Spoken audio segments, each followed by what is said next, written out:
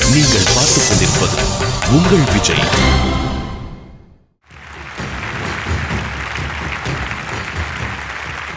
Welcome to பெரிதினும் பெரிது கேள். இது தமிழக கல்லூரிகளுக்கு இடையே நடக்கும் பெரும் விவாதம். தமிழில் ஒரு பிரம்மாண்டமான டிபேட் ஷோவிற்கு உங்களை வரவேற்கிறேன். இன்றைய பெரிதினும் பெரிது கேளில் இது ஒரு முக்கியமான ஒரு விஷயம். நடுவர்கள் வழங்கிய மதிப்பெண் அடிப்படையில், பொதுவா மதிப்பெண் அடிப்படையில் தான் ஒவ்வொரு கல்லூரியினுடைய வெற்றியும் தீர்மானிக்கப்படுகிறது. நிறைய மதிப்பெண் வாங்கியும் நூலிலையில் வெற்றி வாய்ப்பை தவறவிட்ட 2 கல்லூரிகள் இன்றைக்கு வைல்ட் கார்டு ரவுண்டிற்கு வந்திருக்கிறீர்கள். வாழ்த்துக்கள். வைல்ட் கார்டு ரவுண்டிற்கு வந்திருக்கக்கூடிய 2 கல்லூரிகள். முதலாவதாக சாஸ்திரா பல்கலைக்கழக மாணவர்கள் தஞ்சாவூர். இவர்களோடு மோதப் போவது அமெரிக்கன் கல்லூரி மாணவர்கள் மதுரை. மீண்டும் கிடைத்திருக்கக்கூடிய ஒரு வாய்ப்பு தான். இந்த வாய்ப்பை யார் பயன்படுத்திக் கொள்ளப் போகிறீர்கள்? சோழ நாடா, பாண்டிய நாடா? எங்கு கோப்பை செல்ல போகிறது?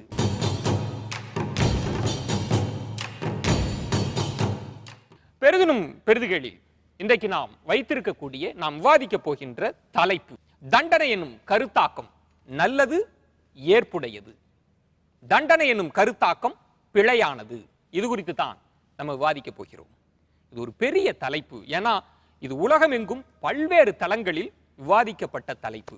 இது குறித்து இந்த மாணவர்கள் என்ன விவாதிக்க போகிறார்கள் அப்படின்னு ஒரு பெரிய எதிர்பார்ப்பு இருக்கும். உங்களுடைய கருத்துக்களை, உங்களுடைய விவாதங்களை எடைபோடுவதற்காக ஃபாதர் ஜெகத் கஸ்பர், வழக்கறிஞர் அஜிதா, திரு பாஸ்கர் சக்தி அவர்கள். உலகமெங்கும் பேசப்பட்ட ஒரு விரிவான தளத்தில் விவாதிக்கப்பட்ட தலைப்பு தண்டனை என்கிற கான்செப்டை ஏற்பவர்கள், மறுப்பவர்கள். இது குறித்து தான் நம்ம பேச போறோம். தண்டனை என்கிற கான்செப்டை இது சரியானதுதான், இது ஏற்புடையதுதான் என்று அமெரிக்கன் கல்லூரி மாணவர்கள் நீங்கள் பேச போகிறீர்கள். தண்டனை என்னும் கான்செப்ட் ஏற்றத்தக்கது அல்ல, பிழையானது. சாஸ்திரா பல்கலைக்கழக மாணவர்கள் நீங்கள் பேச போகிறீர்கள். இன்றைய குழந்தைகளை பனிஷ்மெண்ட் தராமல் வீட்டில் வளர்ப்பது சாத்தியம் எப்படி? யார் பேச போறீங்க? இப்போ ஒரு சின்ன குழந்தை நம்ம எதற்காக தண்டிக்கிறோம்? நம்ம எதிர்பார்க்கிற ஏதோ ஒரு நல்ல குணாதிசயம் அந்த குழந்தைகிட்ட இல்ல, அந்த குணத்தை அந்த குழந்தையிடம் உருவாக்க வேண்டும் அப்படிங்கிற காரணத்திற்காக நம் தண்டனையை கையாள்கிறோம். அதற்கு மாற்றாக தாயோ தந்தையோ அந்த குழந்தைக்கு அவங்க எப்படி அதை நடந்துக்கணும்னு எதிர்பார்க்கிறாங்களோ அதே மாதிரி ரோல் மாடல் நடந்து காமிச்சாங்கன்னா அந்த குழந்தை அதை அப்படியே வாங்கி செஞ்சுட்டு போறது. ஏன்னா ஒரு சின்ன குழந்தையுடைய மனம் கண்ணாடி மாதிரி. அதுக்கு இப்ப ஃப்ரெண்ட்ஸோட இன்ஃப்ளூயன்ஸோ, சொசைட்டியோட இன்ஃப்ளூயன்ஸோ, இன்டர்நெட்டோட இன்ஃப்ளூயன்ஸோ கிடையாது. தாய் தந்தை தான் அந்த குழந்தையுடைய உலகம். அப்படி இருக்கும் போது நீங்க என்ன செய்யறீங்களோ அதுதான் அந்த குழந்தையோட மனத்தில் பிரதிபலிக்க போகிறது. அம்மா சொல்லி கண்டிக்காம விட்டாங்கன்னா கண்டிப்பா நாளைக்கு நம்ம வெளியே போய் பெருசா இது பண்ணுவோம். இப்போ ஒரு விளக்கு சுட போது அது தொடாத அப்படின்னா அதை கேட்க மாட்டான். அவன் தொட்டு அது தீ சுட்ட பிறகுதான் அவனுக்கு வலிக்கும். அது இல்லைன்னா அம்மா அடிச்சாதான் அவனுக்கு அங்க இது இருக்கும். அப்ப அந்த அம்மா அடிக்கிறதும் சுடுறதும் அங்க தண்டனை. ஆனா அது நீங்க தண்டனை அதை பெருசா எடுத்துக்கூடாது. அது அம்மாவோட அன்பின் வெளிப்பாடு தான். அது ஒரு எல்லையை வச்சு தாண்டி போகாம இருக்கிறத போறதான் தண்டனை. தண்டனைனா அடிச்சு வளர்க்கறது மட்டும் தண்டனை இல்லை. எமோஷனலா பேசாம இருக்கிறதும், உனக்கு சாப்பாடு ஊட்டி விட மாட்டேன்னு சொல்றதும் இதுவும் ஒரு தண்டனை தான். தண்டனை எதற்குமே தீர்வாகாது. நெக்ஸ்ட் இப்ப பாத்தீங்கன்னா பொறுப்புணர்ச்சி.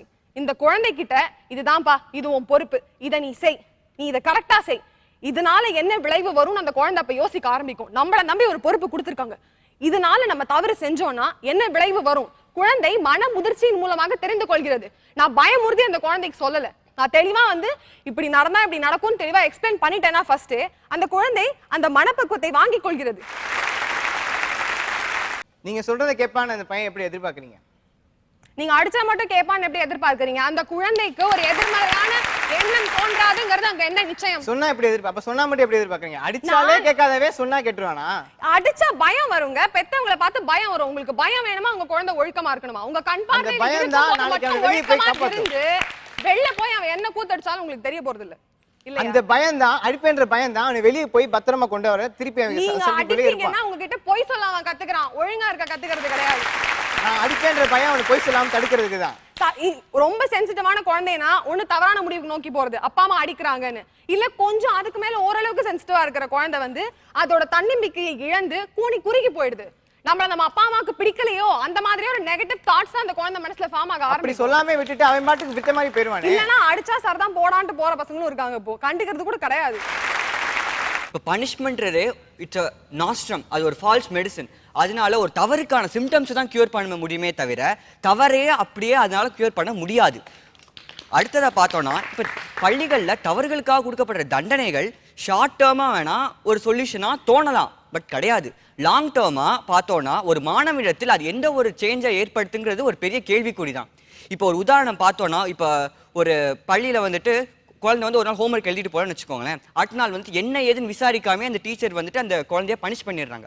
அதுக்கப்புறம் தவறுக்கு ஒரு எக்ஸ்கியூஸ் கிடைச்ச வரைக்கும் தவறுக்கு அது ஹேபிச்சுவேட் ஆகிற இருக்கு, அந்த தவறு வந்து தீர்றதே கிடையாது. அந்த தவறு வந்து அந்த குழந்தைகிட்ட சேர்ந்துக்கிட்டே தான் இருக்கு. அப்போ என்னதான் சொல்யூஷன் இதுக்கு அப்படின்னு பார்த்தோன்னா, தவறுக்கான காரணம் என்ன என்பதனை ஆராய்ந்து அந்த தவறை களைய வேண்டுவதுதான் அறிவுடைமை சாலச்சிறந்தது. இப்போ டீச்சருக்கும் ஸ்டூடெண்ட்ஸுக்கும் இருக்க வேண்டிய ஒரு ஹெல்தி நல்ல ரிலேஷன்ஷிப்பை தண்டனையினால உடைக்கப்படுகிறது. பள்ளிகளில் கொடுக்கப்படும் கடுமையான தண்டனைகளால பள்ளியை விட்டே பள்ளி கல்வியை விட்டே ஓடி போன மாணவர்களின் கதையை நம்ம நிறைய பார்த்துருக்கோம். ஒரு மனுஷனோட முக்கியமான ஃபேஸ் ஆஃப் லைஃப், அவனோட பொன்னான காலம் அப்படின்னு பார்த்தீங்கன்னா அவனோட ஸ்கூல் அண்ட் காலேஜ் லைஃப் தான். ஸோ அங்கே தான் வந்து he transforms from basic animal type into a social animal, social human being. So அது வெரி வெரி இம்பார்ட்டன்ட். அங்கே அவனை நெறிப்படுத்தலைன்னா, அங்கே அவனை ரெகுலேட் பண்ணலைன்னா வேற எங்கேயுமே அவனை ரெகுலேட் பண்ணவே முடியாது. Teacher is the second mother. அதனால தான் அவங்க கிட்ட அனுப்பி வைக்கிறீங்க. So he spends about 8 hours in a school. So it's not joke. So you have to give him certain punishments. So punishment is a logical process of shaping up the character of the child and then inculcating a better personality in that person. In the punishments தான் it identifies with that individual or with that child or that student எதெல்லாம் நற்பண்புகள், எதெல்லாம் நல்ல பழக்கங்கள், எதெல்லாம் கெட்ட பழக்கங்கள். வாய்க்குள்ள கையை வச்சுக்கிட்டே இருப்பான். யூகேஜியில் போய் பார்த்தீங்கன்னா அந்த டீச்சர் வந்து வாயில சுன்ற வரைக்கும் விட மாட்டாங்க. எடுப்பா, அதுக்காக அவனுக்கு என்ன மைக்ரோஸ்கோப்பை கொண்டு போய் எதவரப்பா கையில் அவ்வளோ கிருமி இருக்கு அப்படிலாம் காட்ட முடியாது. உங்களால புரிஞ்சுக்கணும். இல்லப்பா கையில இருக்கு, மைக்ரோஸ்கோப் வச்சு பார்த்தா தெரியுதுன்னா படம் தான் தெரியுதுமா, அவனுக்கு என்னன்னே தெரியாது. அவன் ஒரு வாட்டி சுண்டிட்டீங்கன்னா விட்டுருவான். அது இன்னும் பெரிய தண்டனை ஒன்றும் இல்லை. சிம்பிளா சொல்ல போனா ஒரு பையன் 6வதுல ஃபெயில் ஆயிட்டான் அப்படின்னு வச்சுக்கோங்களேன், ஒரு ரெட் லைன் போட்டு அனுப்புவாங்க வீட்டுக்கு. ஸோ அவன் போயிட்டு அவங்க அப்பா கிட்ட கையெழுத்து வாங்கிட்டு வரணும் அப்படின்னு சொல்லுவாங்க. இவன் என்ன பண்ணுவான், பயந்துக்கிட்டு உடனே இவனே கையெழுத்து போட்டுருவான். அந்த டயத்துல அந்த டீச்சரோ அந்த பேரண்டோ அவன் அந்த இடத்துல கண்டிக்கல அப்படின்னு வச்சுக்கோங்களேன், அவன் அதே தப்ப பெரிய லெவல்ல போய் கடைசியில செக்ல கையெழுத்து போடுவான். அங்க போயிட்டு நீங்க ப்ராசிக்யூஷன் பண்ணிட்டு அதுக்கப்புறம் அங்க போய் கோர்ட்ல நின்றுட்டு ஃபோர்ஜரி அவனை ஒரு அக்யூஸ்டா பாக்குறது வேஸ்ட். அங்கேயே முதல்ல திருத்தணும், ரேங்க் கார்டில் நீங்க திருத்தணும். ஸோ நீங்க இந்த டிஸ்டிங்ஷனை முதல்ல விட்டுருங்க. அதாவது அவனை போட்டு படுத்தாம அப்படியே சொல்லிடலாம் அப்படிலாம் நினைக்காது. ஒரு நிமிஷம், இன்றைய சூழ்நிலையில நீங்க சொல்ற மாதிரி பனிஷ்மெண்ட் தான் ஸ்கூல்ல கொடுத்துட்டு வராங்களா?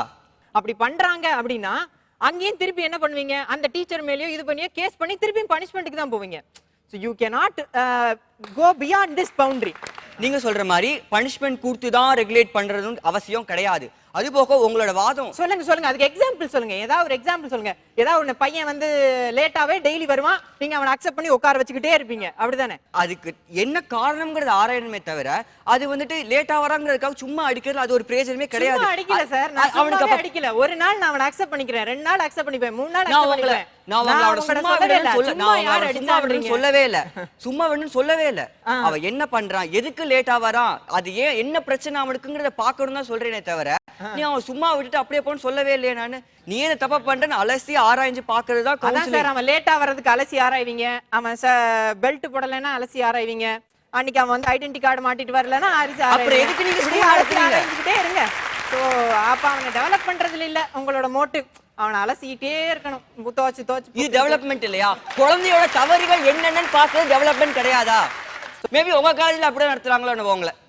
அதான் நான் சொல்றேன் நானு, உங்க காலேஜ்ல அப்போ நீங்க வந்து வெறும் அப்படியே கவுன்சிலிங் பண்ணிட்டே இருந்தாலும் பரவாயில்ல, அவன் எப்ப வேணா வைக்கட்டும் அப்படின்றதுல நாங்க தப்ப திருத்துறோம். ஆனா உங்களை மாதிரி பனிஷ்மெண்ட் கொடுத்து திருத்த வேண்டாம் தான் நாங்க சொல்றோமே தவிர தப்ப திருத்த வேணாம் நாங்க சொல்லவே இல்ல. தப்ப திருத்த punishment is not the right way அப்படிதான் நாங்க சொல்றோமே தவிர அது மனசளவுல பாதிக்கிறதோ இல்ல அடிக்கிறனால அவன் கூனி குறுகி போற பனிஷ்மெண்ட்லாம் பத்தி பேசல. யதார்த்தமான பனிஷ்மெண்ட்ஸ் பத்தி தான் இங்க பேசுறாங்க ஸ்கூல்லயும் காலேஜ்லயும். தேங்க்யூ நரசிம்மன், ராமரத்னம். ஆனா 2 பேரும் மாத்தி மாத்தி அவங்கவுங்க காலேஜஸ் திட்டிட்டு இருக்கீங்க, அதெல்லாம் வேண்டாம். நம்ம ஃபாதர் ஜெகத் கஸ்பர், இந்த 2 கட்ட முடிவில் எந்த கல்லூரி முன்னிலையில் இருக்கிறது? இந்த 2 கல்லூரிகளில் யார் முன்னாடி இருக்காங்க அப்படின்னு பார்த்தா, முதல் கட்டத்தில் நிச்சயமாக சாஸ்திரா கல்லூரி தான். இல்லை நான் முடிக்கலைங்க. ஹரணி பேசி முடிக்கிறப்போ சாஸ்திரா கல்லூரி தான் கிளியர் லீட், முன்னாடி இருந்தாங்க. இப்போ வந்து ராமரத்னம் பேசினதுக்கு அப்புறம் 2 கல்லூரிகளுமே சமநிலையில் வந்து நிற்கின்றன என்பது என்னுடைய. Thank you sir.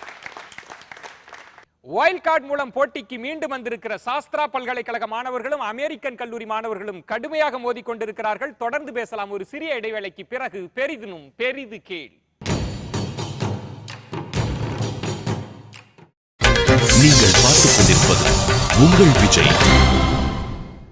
Welcome back to பெரிதும் பெரிது கேள். இது தமிழக கல்லூரிகளுக்கு இடையே நடக்கும் பெரும் விவாதம். இன்றைக்கு வைல்ட் கார்டு மூலம் போட்டிக்கு மீண்டும் வந்திருக்கிற சாஸ்திரா பல்கலைக்கழக மாணவர்களும் அமெரிக்கன் கல்லூரி மாணவர்களும் கடுமையாக மோதிக்கொண்டிருக்கிறார்கள். தொடர்ந்து பார்க்கலாம்.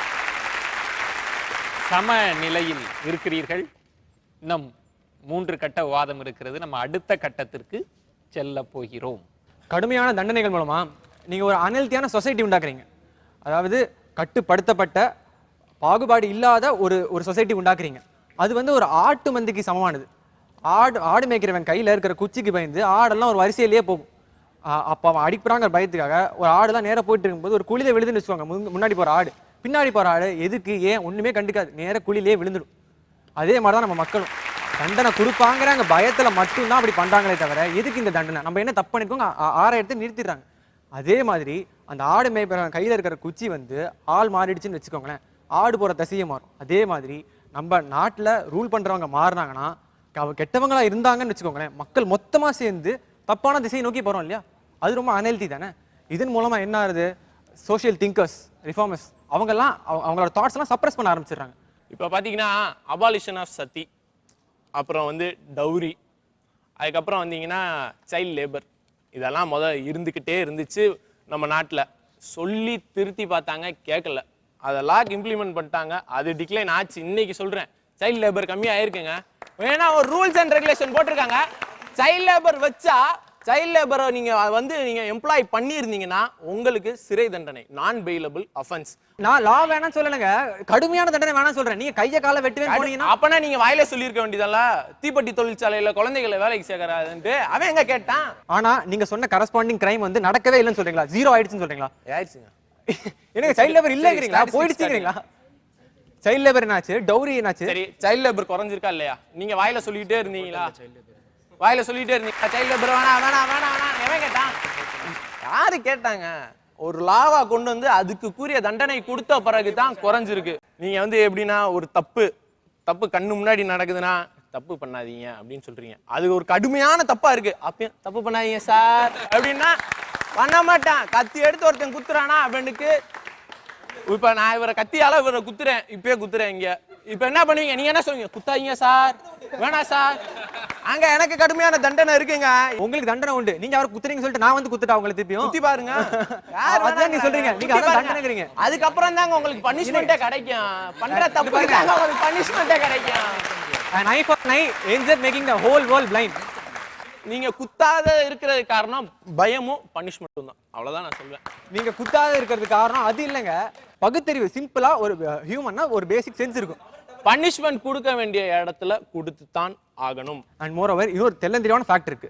97 கண்ட்ரீஸ்ல வந்து இந்த மாதிரி ஹேங்கிங் அது மாதிரியான ரொம்ப ஸ்ட்ராங்கான ஒரு இதெல்லாம் பனிஷ்மெண்ட்ஸ் எல்லாம் பேன் பண்ணிருக்காங்க. அவங்களோட HDI human develop index is very very high. Ajitha madam, இந்த தருணத்தில் 2 கல்லூரிகளில் எந்த கல்லூரி முன்னிலையில் இருக்கிறது?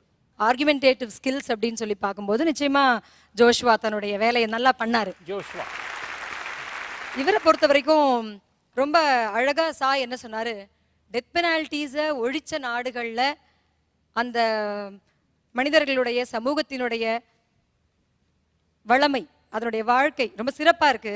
அதனால டெத் பெனால்ட்டியை நீங்க வைக்கிறதுனால மட்டுமே சமுதாயம் சரியா வராதுன்னு, அது ஒரு சரியான கருத்து. அந்த கருத்து வந்து ஒரு ஆழமான கருத்தாக முன்வைக்கப்பட்டதா அப்படிங்கிறது தான். சற்று முன்னிலையில் இருக்கிறதுனா அமெரிக்கன் கல்லூரி தான். இந்த பெருதுகள்ல நம்ம விவாதிக்க போகிற விஷயம் என்ன அப்படின்னா, தண்டனை குறித்த பயம்தான் தவறு செய்வதை தடுக்கிறது. தண்டனைக்கும் தவறுக்கும் தொடர்பே இல்லை. தவறு செய்வோர் செய்து கொண்டே இருப்பார், தவறு செய்வோர் செய்யவே செய்யார். இதுதான் அடிப்படையான விஷயம். ஏன்னா இது குறித்து தான் நிறைய வாதங்கள் நடந்துட்டே இருக்கும். இது ரொம்ப நுட்பமான வாதமும் கூட. தவறுக்கும் தண்டனைக்கும் எந்த விதமான தொடர்பும் இல்லை. தண்டனை குறித்த பயம் என்பது தவறை உணர்த்த போவதில்லை. ஒன்று, அந்த தண்டனையை எப்படி தாண்டலாம், அதற்கு என்ன மாற்று வழி, இந்த தவறை எப்படி நேர்த்தியாக செய்யலாம் என்று யோசிக்க வைக்கிறதே தவிர அவனை தவறை உணரச் செய்வதில்லை, தவறை நிறுத்துவதில்லை. பயம் அப்படிங்கிற பேசும்போது பொதுவாகவே பயம் அப்படிங்கிறது டெஃபினட்டா ஒரு நெகட்டிவ் ஃபேக்டர் தான், அதை யாருமே மறுக்க முடியாது. ஆனா இங்க பயம் என்பது மனசாட்சிக்கு பயப்படுறது. மனசாட்சி அப்படிங்கறத ரொம்ப உட்காந்து டீப்பாலாம் யோசிக்க வேண்டாம். மனசாட்சி என்பது இன்னர் இன்ஸ்டிங், நமக்குள்ள இருக்கிற ஒரு சின்ன விஷயம். அதை 3 விஷயங்கள் தீர்மானிக்குது. மாரல்ஸ், நீதி, எத்திக்கல் வேல்யூஸ் அண்ட் பிரின்சிபல். உங்களுடைய கொள்கைகள், எத்திக்கல் வேல்யூஸ் அண்ட் மாரல்ஸ், இந்த 3 தான் வந்துட்டு உங்களுடைய இன்னர் இன்ஸ்டிங், அந்த மனசாட்சி வந்து தீர்மானிக்குது. இந்த மனசாட்சி இந்த 3 விஷயத்தையும் எது ஷேப் பண்ணுது, எது வடிவமைக்குது அப்படின்னு பாத்தீங்கன்னா சொசைட்டி தான். பனிஷ்மெண்ட் அப்படிங்கிறது வந்து தனி மனிதனை மட்டும் திருத்துவது கிடையாது. ஒருத்தனை வந்து தூக்கில போறாங்க, ஒருத்தனை பனிஷ் பண்றாங்க அப்படின்னா சொசைட்டி வந்து இன்ஃப்ளூயன்ஸ் ஆகுது. அவன் தப்பு பண்றான், நான் இது வரைக்கும் மரணத்தை பார்த்தது இல்ல, உயிரோட இருக்கவே சாக மாட்டேன், செத்ததுக்கு அப்புறம் நான் உயிரோட இருக்க மாட்டேன், ஆனா ஒருத்தன் செத்துட்டான், அவனை பார்த்து நான் திரும்புறேன். அந்த இன்ஃப்ளூயன்ஸ் கண்டிப்பான முறையில வந்து ஒரு டெத்னால ஏற்படுது. தண்டனைங்கிறது ஆதி மனிதன் காலத்திலிருந்தே இருக்கு.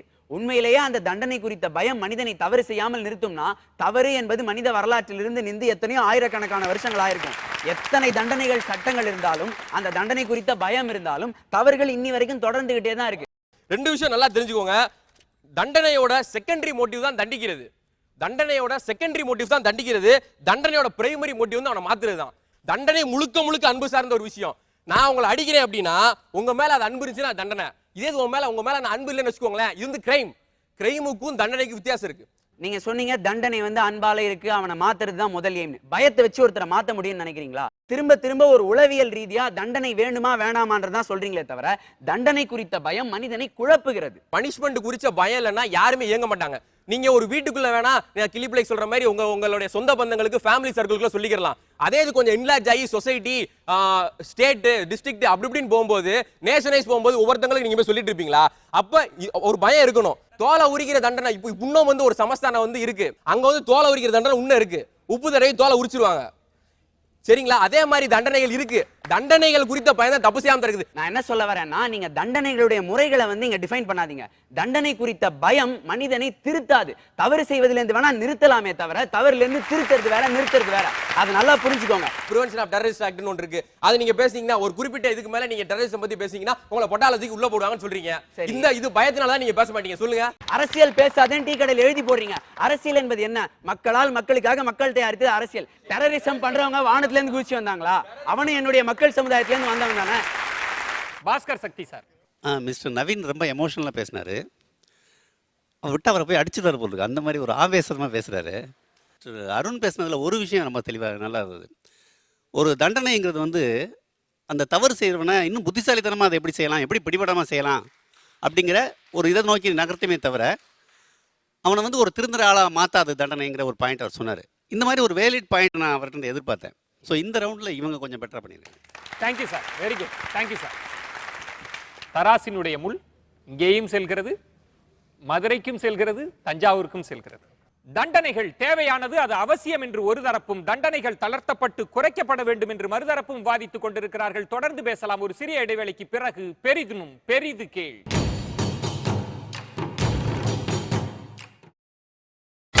நீங்கள் பார்த்துக் கொண்டிருப்பது உங்கள் விஜய். வெல்கம் பேக் டு பெரிதினும் பெரிது கேள். இது தமிழக கல்லூரிகளுக்கு இடையே நடக்கும் பெரும் விவாதம். இன்றைக்கு சாஸ்திரா பல்கலைக்கழக மாணவர்களும் அமெரிக்கன் கல்லூரி மாணவர்களும் தண்டனை என்கிற கருத்து குறித்து விவாதித்துக் கொண்டிருக்கிறார்கள். தொடர்ந்து பேசலாம். தண்டனை இருக்கும்போது 1000 தப்பு பண்றவன் தண்டனை இல்லாத பொழுது 10,000 தப்பு பண்றான். நான் சொல்றது முறையில்லாத தண்டனை இருக்கும் போது 1000 தப்பு பண்றவன் முறையில்லாத தண்டனை இல்லாத போது 10,000 தப்பு பண்றான். அவனுக்கு அவனோட தவற புரிய வைக்கணும்ன்றதுக்காக தான் வந்து நம்ம அந்த முறையான தண்டனையை இது பண்றோம். அன்பும் அனுபவமும் ஒரு மனுஷனை திருத்துமான்னு பார்த்தா சத்தியமா சாத்தியம் இல்லாத விஷயங்களா அது இருக்கும். திருத்தும். எல்லாரும் இயேசு கிடையாது, எல்லாரும் ஞானிகள் கிடையாது. ஞானிகளுடைய மனப்பக்குவம் எல்லார்கிட்டையும் இருக்கு. ஆனா ஞானிகளா எல்லாரும் மாறிடுறது கிடையாது. பிறப்பால அனைவரும் ஞானி கிடையாது. வளர்ந்து வந்து அவர்களுக்கு கிடைக்கக்கூடிய அந்த தட்பவெட்ப சூழ்நிலை, ஒருத்தர் பிறக்கிற பிறப்பு, வளர்க்கல வளர்ப்பு, சேர்ற சேர்க்கை, அமைகிற சூழ்நிலை, கிடைக்கிற அனுபவம், இந்த 5 மட்டும் ஒருத்தர் அமைச்சிடுறதுல முறையான சட்டத்திட்டங்கள். ஃப்ரேமே இல்லாத ஒரு போட்டோ வந்து அழகு இல்லையே. ஒரு ஃப்ரேம், சொசைட்டின்னு வந்தா ஒரு ஃப்ரேம் இருக்கணும். உலகம் தோன்றினதுல இருந்து இன்றைய காலகட்டம் வரைக்கும் பல்வேறு ரீதியான, மத ரீதியான, கலாச்சார ரீதியான, சமூகவியல் ரீதியான எல்லாத்துக்கும் முறையான தண்டனை ஸ்ட்ரக்சர் சிஸ்டம் இல்லாம இன்னைக்கு எதுவுமே சர்வைவ் ஆனதா ஒரு இதே கிடையாது. தவறு செய்பவர்களை நீங்கள் அழித்து விடலாம், அவர்களை தண்டித்து விடலாம். ஆனால் அந்த தவறுக்கான அந்த எண்ணத்தை மனிதர்களுடைய மனத்திலிருந்து எடுக்க முடியாது. டிப்ரைவ்மெண்ட் ஆஃப் லவ், அதுதான் இருக்கிறது உலகத்துல மிகப்பெரிய தண்டனை என்று. இன்றைக்கு உலகத்தினுடைய மிகப்பெரிய குற்றவாளிகளாக, குற்றம் செய்தவர்களாக கருதப்படக்கூடிய எத்தனையோ பேர் தன்னுடைய இளம் வயதிலிருந்து அன்பிற்காக ஏங்கி ஏங்கி வளர்ந்தவர்கள். அவர்களுக்கு உண்மையான அந்த அன்பு கிடைக்காததனால்தான், எவ்வளவோ அந்த கஷ்டங்களை பட்டதனால்தான் அவங்க திரும்பி அந்த சொசைட்டிக்கு ரெசிப்ரோகேட் பண்ணணும்னு நினைக்கிறாங்க. அப்படி ரெசிப்ரோகேட் பண்ண ஆரம்பிக்கும் பொழுதுதான் வயலன்ஸே ஆரம்பிக்கிறது. Simple logic is extreme love and extreme punishment ரெண்டுமே டேஞ்சர் தாங்க. முந்தி காலகட்டத்தில் ப்ரிமேட்டிவ் ஸ்டேஜ் எடுத்தீங்கன்னா ஒருத்தன் இந்த மாதிரி வீடு கட்டி வாழ்ந்தது கிடையாது, ஒருத்தனை கத்தியால குத்திக்கிட்டான். ஆனா இன்னைக்கு இந்த மாதிரி முறையான ரூல்ஸ் இருக்கனால தான் நீங்க ரோட்ல நடந்து போக முடியுது, பேச முடியுது. பிகாஸ் முறையான ரூல்ஸ் இல்லைன்னா சொசைட்டியே கிடையாது. சொசைட்டி இன்னைக்கு இயங்குறதுக்கு காரணமே முறையான ரூல்ஸ்னால மட்டும்தான். அன்பும் அரவணைப்பு. ஒரு டெரரிஸ்ட் இருக்கான், அவங்கிட்ட போய் நீங்க அன்பையும் அரவணைப்பையும் போதிக்க முடியுமா? ஒரு ஐ ஃபார் அன் ஐ என்பது ஒரு தனி மனிதனுடைய இதுலயே சரி கிடையாது. அப்ப நீ பண்ண தப்புக்கு உன்னை நான் அதே மாதிரியாகவே தண்டிப்பேன் என்று ஒரு சமூகம் சொல்லுகிறது என்று சொன்னால், அப்ப அந்த சமுதாயத்தினுடைய ஒழுங்கு நிலைமை என்ன இருக்கும்? ஒரு கட்டுப்படுத்தப்பட்ட சமுதாயத்தை உங்களால் உருவாக்க முடியுமே தவிர ஒரு பக்குவப்பட்ட சமுதாயத்தை கண்டிப்பாக உங்களால் உருவாக்க முடியாது. நான் இங்க சொல்றது தண்டனையை பார்த்தா பயந்து நடுங்கணும் அப்பா அப்படின்லாம் நான் சொல்லல. தண்டனை என்று முறையான பனிஷ்மெண்ட் நான் இங்க குறிப்பிடுறேன். முறையான தண்டனை என்பது அவனை உணர்த்த வைக்கும், அவனை செயல்படுத்த வைக்கும். அந்த முறையான தண்டனையில் அன்பும் அனுபவமும் இன்க்ளூட் ஆயிருக்கும். பட் அது தண்டனையும் இன்க்ளூட் பண்ணியிருப்பாங்க. இந்த சென்ஸ் லைக் முறையான செட் ஆஃப் நார்ம்ஸ் இருக்கு. ஒரு மூத்தவங்களை எதிர்த்து பேசினா அது ஒரு பெரியவங்க சொல்ல கேட்கணுங்கிறது ஒரு அனுபவத்துல சொல்றது. அங்க போய் எதிர்த்து பேசிட்டு தாத்தா வழுக்க அப்படின்னோம்னா தப்பான விஷயம். அந்த இடத்துல தொடையில கில்லு போட்டா தான் தாத்தா கிளம்பேன்னு சொல்ல மாட்டான். ஒரு அண்ணன் ஒரு தம்பி கிட்ட இந்த கடைக்கு போயிட்டு வா, இல்ல அம்மா காலையில சட்னி அரைக்கும் போது தம்பி போய் 2 ரூபா பொட்டுக்கடலை வாங்கிட்டு வா பாங்கும் போது நான் போக மாட்டேன், அண்ணன் அனுப்பு. அது ஒரு எதிர்ப்பு. அந்த எதிர்ப்பு தாய் நம்மளுக்காண்டி எடுத்து செய்யும் போது அந்த இடத்துல ஒரு தண்டனை கொடுத்துதான் ஆகணும். கொடுத்துதான் ஆகணும். அங்க போயிட்டு இல்ல நான் கடைக்கு போக மாட்டேன், இந்த மாதிரி ஒரு பிராக்டிக்கலான கான்செப்டுக்கு வாங்க. நீங்க பேசிட்டு இருக்கீங்க, உங்ககிட்ட நான் பேசுறேன். சரியா? இல்ல முடிச்சிட்டீங்களா? அவ்வளவுதான். Okay, I am just talking to you. பேசுங்க, நான் வேணாம் சொல்லலையே. பேசுங்க. I know when to talk. Okay, stop it. So அடிக்கிறாங்க எதுக்கு? ஒரு 8 அணா திருடுறான், நாளைக்கு ஏன் ஒரு 50 ரூபா திருடுவான், அப்புறம் ஒரு 50,000 ரூபா வீட்டுல இருந்தே திருடுவான். இதெல்லாம் ஒரு தவறான விஷயம். இதெல்லாம் சுட்டி காட்டி அவனுக்கு தப்புன்னு உணர்த்தும் போது அது உணரக்கூடிய வயசா அல்ல. எடுத்து சொன்னோனி எடுத்துக்கூடிய பக்குவத்துல இல்லாதனால தான் அங்க பெற்றோர்கள் ஒரு பனிஷ்மெண்ட்டுக்கு உண்டான ஒரு இடத்துக்கு வரப்படுறாங்க. எல்லா பேரண்ட்ஸுமே என் பிள்ளைய நான் அடிச்சு வளர்க்கணும்ட்டு நினைக்கிறது கிடையாது. தவறான வழியில் போகும்போது தான் அந்த பனிஷ்மெண்ட்டுக்கு உண்டான வேலையே இங்க இருக்கு. அதனால வீட்டுல அம்மா அப்பா பனிஷ் பண்றாங்கன்னா நல்லதுக்கு மட்டுமே தான். முதல் விஷயம் என்னன்னா, இன்னமும் எத்தனை குடும்பங்கள்ல பையனுக்கோ பொண்ணுக்கோ அப்பாவை பார்த்தாலே ஒரு பயம், அப்பானாலே ஏதோ பயமுறுத்துற ஒரு மனிதர் என்கிற இது நீங்க எல்லா குடும்பங்களையும் இல்லைன்னு சொல்லாதீங்க, நிறைய குடும்பங்கள்ல இன்னைக்கும் இருந்துட்டு தான் இருக்கு. அப்போ அந்த பயம் என்கிற விஷயம் என்ன ஆயிடுதுன்னா, ஒரு தப்பா சரியான நீங்க சொன்னீங்கல்ல, தாத்தாவை எதிர்த்து பேசக்கூடாது, அம்மாவை எதிர்த்து பேசக்கூடாது. ஒரு குழந்தை கெட்டின அளவுல அவங்க பெரியவங்க சொல்றதுல ஏதோ ஒரு சின்ன தவறு இருக்கு அப்படின்னு அந்த குழந்தையோட சிற்றறிவு, சில விஷயங்கள் எல்லாம் குழந்தைங்களால கூட சரியா சொல்ல முடியும். சிற்றறிவு கெட்டினா கூட அந்த குழந்தை என்ன தெரியுமா நினைக்க ஆரம்பிச்சிடும், இப்ப நம்ம சொன்னா எதிர்த்து பேசுறதா ஆயிடுமோ, நம்ம அம்மா அப்பா நம்மள தண்டிச்சிருவாங்களோ அப்படின்னு அந்த குழந்தையுடைய அந்த சிந்தனை ஓட்டத்தை அந்த இடத்துலயே நீங்க முடக்கிடுறீங்க. கேள்வி கேட்கக்கூடிய அந்த இதே வராம கேள்வி கேட்டாலே அது எதிர்த்து பேசுறதுன்னு சொல்லக்கூடிய அளவிற்கு தண்டனைகள் இன்னைக்கு நம்ம குடும்பங்கள்ல இருந்துட்டே தான் இருக்கு. எத்தனை குடும்பத்தினுடைய கான்வர்சேஷன்ஸ்ல எல்லா கேள்விகளுக்கும் சொல்லல, விதண்டாவாதனமான கேள்விகளுக்கு தான் அவங்க முடக்க போடுறாங்களே தவிர்த்து எல்லா கேள்விக்கும் சொல்லலாமா? விதண்டாவாதமா பேசுறாங்கல்ல, ரீசனே இல்லாம பேசிட்டு இருக்காங்க, அவங்க தான் சொல்றாங்க. Parents teach individuality, at the same time they never teach to copy others. நீயா இருந்தா பேரண்ட்ஸ் சொல்லிருக்காங்க. ஓகே, நீங்க அப்படி பாத்தீங்கன்னா அதே சைல்டுக்கு இன்னைக்கு உனக்கு உன்னை ஒரு டீச்சர் அதிகமா அடிக்கிறானா இது பண்றானா உடனே கூப்பிடுப்பா, இந்த ஹெல்ப் லைனுக்கு கவர்மெண்ட் கொண்டு வந்திருக்கு. அதுவும் ஒரு ரூல்ஸ் ஆஃப் சிஸ்டம் செக்ட்ல கொண்டுட்டு வந்திருக்கு. மோரோவர் டவுரியா இருக்கட்டும், சைல்ட் மேரேஜா இருக்கட்டும், எல்லா சிஸ்டம்ஸும் இன்னைக்கு அந்தந்த லா கொண்டுட்டு வந்து அந்தந்த இந்த பனிஷ்மெண்ட்னு வச்சனால தான் குறைஞ்சிருக்கு. ஒரு சட்டத்திட்டங்கள் வந்து ஹெவியா ஆக ஆக டிசிப்ளினிட்டி இந்த சொசைட்டி வந்து நிறைய வந்து வளரும். எக்கனாமிக்கலா க்ரோத் ஆகும், ப்ரொடக்டிவிட்டியா க்ரோத் ஆகும், அதே நேரத்தில் டிசிப்ளின்டா க்ரோத் ஆகும், கிளென்லினஸ்ல க்ரோ ஆகும். எல்லா விஷயத்துலையுமே ஒரு சொசைட்டி வந்து டெவலப் ஆகிறதுக்கு ஒரு strong law, rules, regulations and punishment is a must. கடுமையான சட்டதிட்டங்கள் வந்து ஒரு ஆரோக்கியமான சமுதாயத்திற்கு கண்டிப்பாக வழி வகுக்காது. ஏன்னா அங்க மக்கள் பரஸ்பர நம்பிக்கையையும் அரசாங்கத்துக்கு மேல இருக்கிற நம்பிக்கையும் இழந்துடுறாங்க. அங்க இருக்கிறது ஒரு சூப்பர்ஃபிஷியல் பீஸ். அங்க இருக்கிறது செல்ஃப் டிசிப்ளின் இல்ல, ஃபேக் டிசிப்ளின். ஒருத்தருக்குள்ள இருந்தும் தானா வரதுதான் செல்ஃப் டிசிப்ளின்.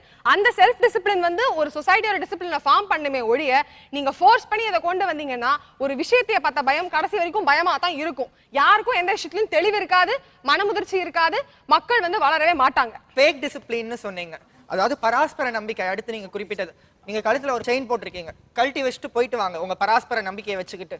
முடியுமா? செயின் அப்படியே இருக்குமா? சாத்தியம் இல்லை.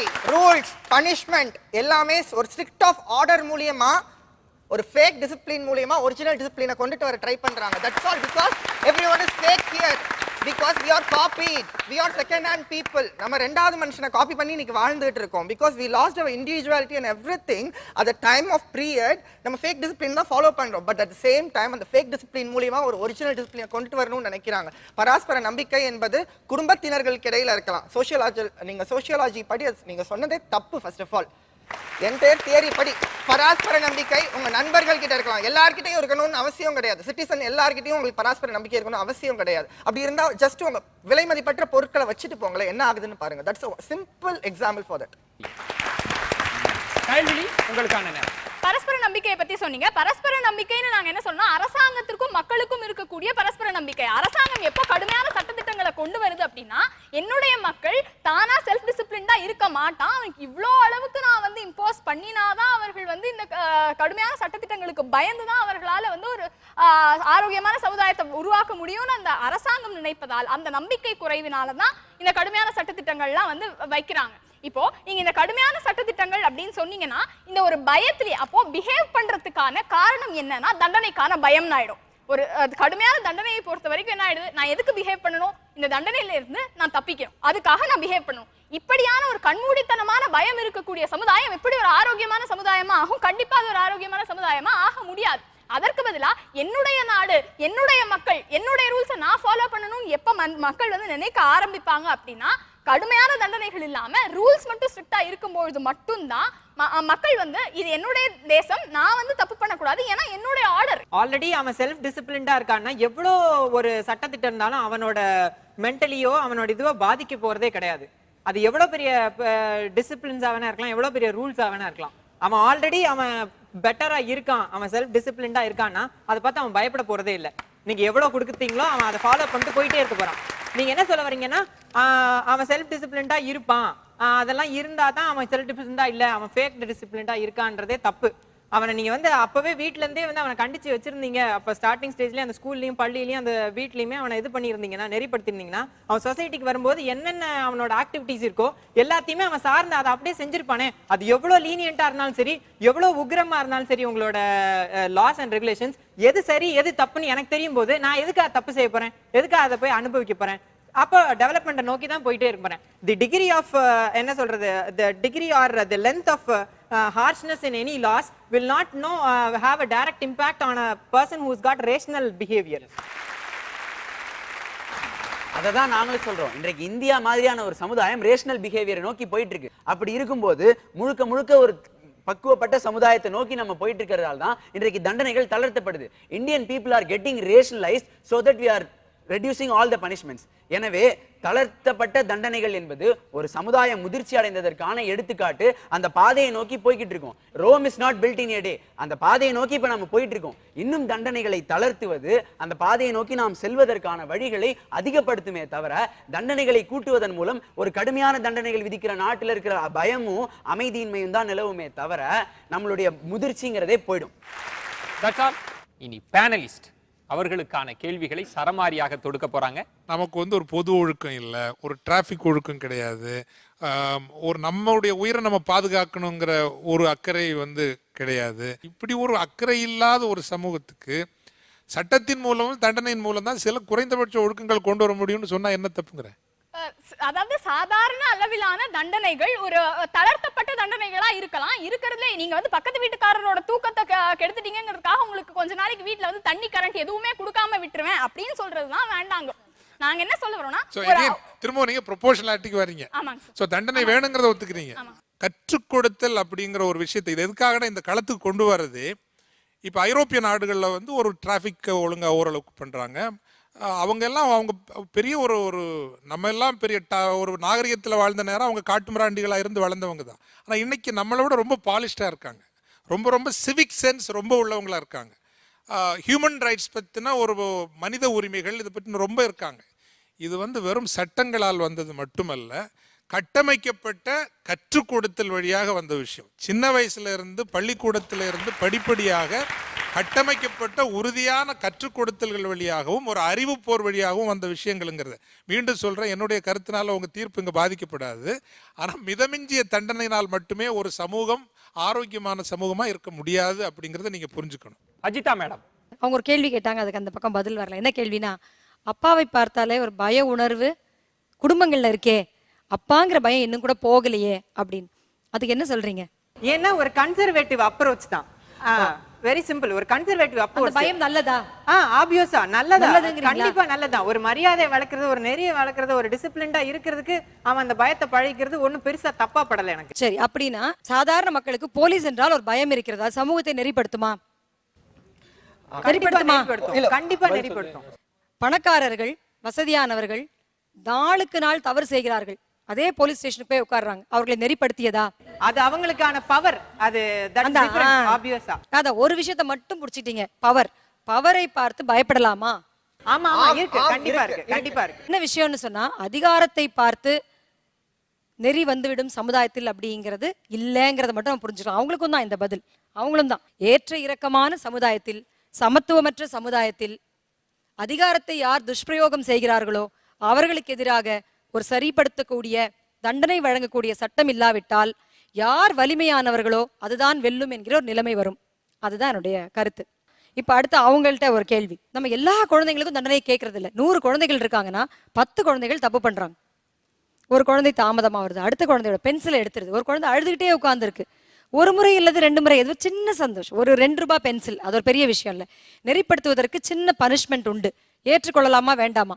அந்த குழந்தையுடைய மனநிலையை பாதிக்காத வரையில் எந்த விதமாக வேண்டுமானாலும் அந்த குழந்தையை திருத்தலாம். அப்படின்னா ஒரு வீட்டுல ஒரு எனக்கு தெரிஞ்ச ஒரு எக்ஸாம்பிள்ல, வசதியான ஒரு வீடு, ஒரு நாளைக்கு 10 பென்சில் 100 பென்சில் வாங்கி தர வீடு. ஆனா அந்த குழந்தைக்கு அடுத்தவங்க பென்சில் எடுக்கிறதா பிடிக்கும். அப்ப அந்த குழந்தைக்கு அதை கேள்வி கேட்டால் மனநிலை பாத்துக்க, எங்க அம்மாவே என்ன கேள்வி கேட்கல, எங்க அப்பாவே கேள்வி, நீ யாரா அப்படின்னு கேட்கறாளோ மனநிலை பாத்து. அது அம்மா அப்பாவுடைய தவறு. நான் என்ன கேட்கிறேன், அந்த குழந்தைக்கு பக்கத்தில் இருக்கும் சிறு குழந்தையின் 2 ரூபாய் பென்சிலை எடுத்தால், 2வது முறை எடுத்தால், 3வது முறை எடுத்தால் நெறிப்படுத்தலாமா வேண்டாமா? அம்மா அப்பா ஆசிரியர் 3 பேருக்கு பனிஷ்மென்ட் தரலாமா? 3 பேர் சேர்ந்து இது மோட்டிவ் எடுத்தாதான் அவங்க ஹேண்டில் பண்ணுவாங்க. ரொம்ப எளிமையான கேள்விக்கு எளிமையான பதில் கேக்குறேன். அந்த குழந்தை வந்துட்டு அட்டென்ஷன் சீக் பண்றதுக்காக எடுக்கிறது நான் நினைக்கிறேன். அந்த இடத்துல அந்த இதுக்கெல்லாம் ரொம்ப பெரிய ஆர்குமெண்ட் இல்லை, சின்ன விஷயம். அது வந்து கிளெப்டோமேனியான்னு பேரு. சிறு பொருட்களை சிறு சிறு விஷயங்களாக எடுப்பது, சிறிய சந்தோஷத்தை கொடுப்பது. இந்த சூழலில் இதை எடுத்தால் நமக்கு அந்த சந்தோஷம் கிடைக்காம போவோன்ற ஒரு அச்சம் தான் பனிஷ்மெண்ட். ஒரு சந்தோஷத்தை நோக்கி செய்யும் ஒரு தவறான காரியம் இன்னொரு சந்தோஷத்தை குலைப்பதாக ஆகும் என்பது மட்டும்தான் punishment. So punishment is a method to make them understand that they will not endure the pleasure அப்படிங்கிறது தான். பாஸ்கர் சக்தி சார், போர்வையில் போனீங்கன்னா திடீர்னு ஆப்போசிட் சைடில் வருவான் ஒரு லாரி. இப்படிப்பட்ட எப்பவுமே மீறுகிற எத்திரம் கொண்ட ஒரு சமூகமாக நம்ம இருக்கோம். அப்படி ஒரு சமூகத்தில் தண்டனையின் அவசியத்தை நீங்கள் எப்படி குறைத்து மதிப்பிட முடியும்? தண்டனைகள் அற்ற சமுதாயம் என்பது எப்படி ஒரு முழுக்க முழுக்க இம்பாசிபிளான விஷயமோ, கடுமையான சட்டங்களால் அந்த லெவலை அடைய முடியுங்கிறதும் ஒரு இம்பாசிபிளான விஷயம். Very good. இன்னொரு விஷயம் நான் கேட்க விரும்புகிறேன். ஒரு உயர் மருத்துவ படிப்பு படிக்கக்கூடிய மாணவர்கள் பரீட்சையில் பிட்டடிக்கிறாங்கன்னா என்ன சொல்றது, மாடர்ன் டெக்னாலஜி மூலமாக அவங்க தங்களுடைய தேர்வு எழுதுறாங்க. அந்த மாணவர்களுக்கு என்ன தண்டனை கொடுக்கலாம்? அவர் பிட்டடித்தார் என்று கருதப்படக்கூடிய ஒரு பேப்பரை அவர் இன்னொரு தடவை படித்து எழுத வைக்கலாம். அதுதான் சார் நான் சொல்லுவேன். உங்கள் நம்பிக்கைக்கு என்னுடைய நன்றி, பாராட்டுகள். தண்டனை பற்றிய பயம் அவனுடைய குற்றச்செயலை தடுக்குதா? ஒரு கொலை பண்ணிடுறான், அவனை தூக்கி உள்ளே போட்டுறாங்க, அவன் ஜாமீனில் வெளியே வந்து இன்னொரு ஆள் வெட்டுறான். அப்போ உங்க தண்டனையோட நோக்கம் என்ன? உங்க தண்டனை அங்கே என்ன விளைவை ஏற்படுத்துது? மனித நேயத்தை இழந்துட்டான் சார், மிருகம் மாதிரி இருக்கான் சார். அப்படி இருக்க ஒரு மனுஷனை இந்த மாதிரி ஒரு கடுமையான தண்டனை கொடுத்தாதான் அவன் வேணவே வேணாம் சொசைட்டில. சரி, உங்க கேள்வியிலிருந்து நான் இன்னொரு கேள்வி கேட்கிறேன். மிருகமாகிவிட்ட ஒரு மனிதனை சமூகமே மிருகமாக மாறி அவனை நம்ம கொல்லலாமா? இறுதி பட்சமாக அதிகபட்சமாக அவன் இந்த தப்பை பண்ணிட்டான்னு புரிய வைக்கிறதுக்கு ட்ரை பண்ணியிருக்காங்க. ட்ரை பண்ண வச்சு முடியலன்ற பட்சத்துல அவனை ஒரு மிருகம் மாதிரி ஒதுக்கி ஒரு கூண்டில் அடைக்கலாம். அதிகபட்சமாக நீங்க தூக்கு தண்டனை கொடுக்கலன்னா அவன் ஒரு மொடமாத ஒரு எதுவுமே யூஸ் இல்லாத ஒரு பொருளாக தான் இருப்பான். மீறி அப்படி இருக்கிறவன் கொஞ்சம் அவனுக்கு வேல்யூஸ் எத்திக்கல் இதெல்லாம் கொடுத்தாலும் மண்டையில போகாது. பிகாஸ் ஹீஸ் லைக் தட், ரிஜிடா இருக்கு அவன் மைண்ட், எதுவுமே அவனுக்கு அக்செப்ட் பண்ணிக்க முடியல. அதனாலதான் இந்த ஒரு எக்ஸ்ட்ரீம் லெவலுக்கு வந்திருக்கான். நீங்க சொல்றது முழுக்க ஏத்துக்க முடியாத கருத்து. எப்படின்னா, ஒரு அணுகுண்டின் மூலமா 1,00,000 பேரை கொல்ற ஒருத்தனை நம்ம அப்படி பண்றது இல்லை. அப்படி இருக்கும்போது நீங்க அடிப்படை மனிதநேயம் இல்லாம ஒரு கருத்தை சொல்றீங்க. எந்த ஒரு மனிதன், நீங்கள் அப்படி ஒரு மனிதன் மிருகமாக மாறுறானா அதுக்கு என்ன காரணம்? அதுதான் அவங்க பேசுகிறாங்க. சமூகம் தான் அவனை அப்படி உருவாக்குது, சமூக சூழல் தான் அவனை அப்படி உருவாக்குது. அந்த சமூகம் தான் நம்ம அந்த பொறுப்போடு நீங்கள் அதுக்கு பதில் சொல்லணும். நீங்கள் உங்களுடைய பதில் மிக மிக கோட்பாட்டு ரீதியாக தவறான பதில். எந்த மனிதனுமே கொலை செய்ய விரும்புறதில்லை. சமூகத்தில் இருக்க எந்த மனிதனும் இன்னொரு மனிதனை கொலை செய்யணும்னு விரும்புகிறதே கிடையாது. ஒரு நிகழ்வு, நான் ஒரு உதாரணமாக சொல்கிறேன் ஒரு விஷயத்தை. நீங்கள் அதுக்காக உங்கள் தரப்பை நியாயப்படுத்துறதுக்காக தண்டனை கொடுக்கணும், மேலதிக தண்டனை கொடுக்கணும், கூண்டில் அடைக்கணும்லாம் பேசுறது ரொம்ப விபரீதமாக இருக்குது. ஓகே, உங்களை பேச வைக்க தான் நான் கேள்வி கேட்டேன், அவ்வளோதான். Thank you. Very good, thank you sir. இந்த வைல்ட் கார்டு ரவுண்டில் சாஸ்திரா பல்கலைக்கழக மாணவர்களும் அமெரிக்கன் கல்லூரி மாணவர்களும் ஒரு கடுமையான விவாதத்தை நடத்தி முடித்திருக்கிறார்கள். எந்த கல்லூரி குவார்டர் ஃபைனலுக்கு செல்ல போகிறது? ஒரு சிறிய இடைவேளைக்கு பிறகு பார்க்கலாம். பெரிதும் பெரிது கேள்.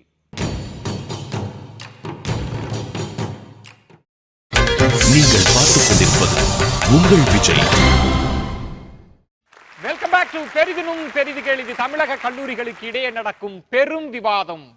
பெரிதினும் பெரிதுகளினுடைய முடிவுகளை அறிவிப்பதற்கான தருணம். இந்த தண்டனை குறித்தான இந்த வாதத்தில் நீதிபதிகள் எந்த கல்லூரிக்கு சாதகமாக தங்கள் தீர்ப்பை வழங்கப் போகிறார்கள்? யார் அந்த ஸ்டார் ஸ்பீக்கர்? இதை தெரிந்து கொள்வதற்கான தருணம். யார் அந்த ஸ்டார் ஸ்பீக்கர்? ஒரு டெப்த்ங்கிற வகையிலையும் ஒரு பிடிச்ச ஒரு சப்ஜெக்டை ஆழமாக புரிந்து கொண்டு அதை ஒரு கட்டுக்கோப்பாகவும் நேர்த்தியாகவும் ஒரு விவாதமாக கட்டியெழுப்புகிற ஒரு ஆற்றல் என்கின்ற ஒன்றை வைத்து அதில் ஒரு பாயிண்ட் கொஞ்சம் மேலே நிற்கிறாருங்கிற வகையில் கோபி சங்கரை நாங்கள் ஸ்டார் ஸ்பீக்கராக தேர்ந்தெடுக்கிறோம். 6 பேர் பட்டியல்ல ஸ்டார் ஸ்பீக்கரா தேர்வு செஞ்சிருக்கீங்க. வாழ்த்துக்கள், வாழ்த்துக்கள். யார் அடுத்த கட்டத்திற்கு செல்ல போகிறீர்கள்? முடிவுகளை அறிவிப்பதற்கான தருணம். பேனலிஸ்ட். மிகவும் சங்கடமான பெரிய சிரமமான வேலை இந்த ஒரே ஒரு நிகழ்வு, இந்த நிகழ்ச்சிக்கு தான் இருந்திருக்கும் நாங்கள் நினைக்கிறோம். ஆரம்பத்தில் வீட்டை பற்றி சொல்லும் பொழுது சாஸ்திரா அவருடைய வாதங்கள் மிக அதி அற்புதமாய், ஒரு குடும்பம் என்பது எப்படி தண்டனை களமல்ல வீடாக இருக்கணும்னு சொன்னாங்க. அதே நாடு பள்ளிக்கூடம் என்று வரும்போது இவர்கள் மிக அருமையாக சிறு சிறு நெறிப்படுத்தல்கள் இல்லாமல் எந்த பள்ளியும் எந்த குழந்தையும் ஒழுங்கானதாய் சரித்திரம் இல்லைன்னு சொல்லிட்டு தங்களுடைய வாதங்களை மிக அழகாக வச்சாங்க. பயத்தை கொடுத்தால் சிறப்பாக வருமா, அல்லது இந்த இருக்கக்கூடிய பயம் என்பது அவர்களை நெறிப்படுத்துமா அப்படின்னு சொல்லி பார்க்கும் பொழுது நிச்சயமாக செய்யாது அப்படின்னு சொல்லியும், இருக்கின்ற குற்றங்கள் இப்படித்தான்ப்பா குறைஞ்சது அப்படிங்கிறத அவர்களும் சொன்னாங்க. எல்லா நேரமும் கடைசியாக வரைக்கும் வர வரைக்கும் 49, 51, 59, 49 இப்படி தான் எங்களால் நிறைவேற்றி எங்களால் சரியாக தராசில் நிறுத்து இவர்கள்தான் ஒரு புள்ளி அதிகம் அப்படின்னு சொல்ல முடியாத நிலைமை இருந்தது. கடைசியாக அவர்கள் சொன்ன கருத்துக்கள், 2 தரப்பினரும் மிக அழகாக பேசி அவர்களுடைய வாதங்கள் புதிய விஷயங்களை முன்வைத்தது. இப்படி எல்லாவற்றையும் பார்க்கும் பொழுது எந்த புள்ளி என்று எங்களால் சொல்ல முடியாது. ஆனால் சாஸ்திரா கல்லூரி இன்றைக்கு அவருடைய பணியை செய்திருக்கிறார்கள்.